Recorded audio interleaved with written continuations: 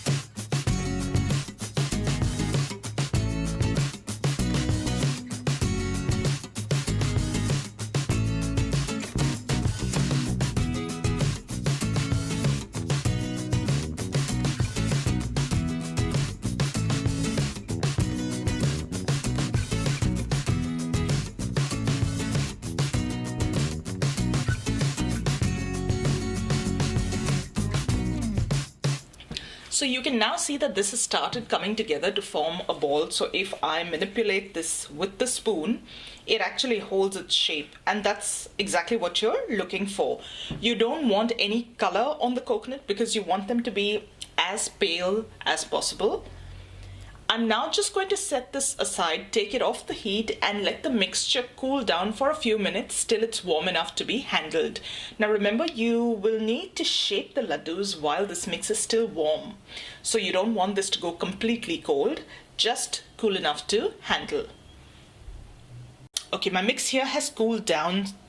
It's just warm enough that I can handle it. At this point, just taste a tiny bit of the mix, and if you feel that you need a little more cardamom powder, you can add a little bit that was reserved.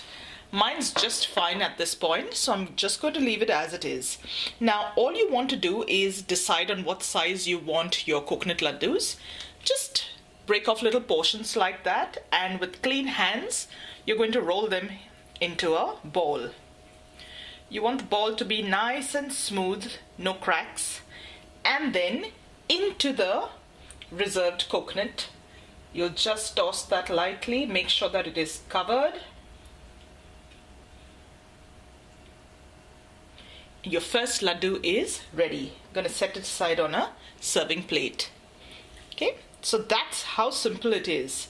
Again, you're going to break off a little portion based on the size of ladoos that you're trying to achieve and roll them into a ball.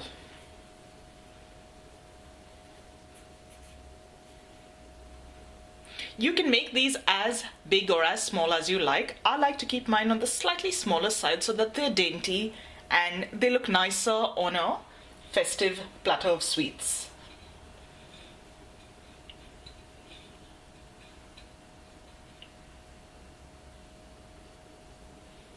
And you're going to continue till you're done with this mix.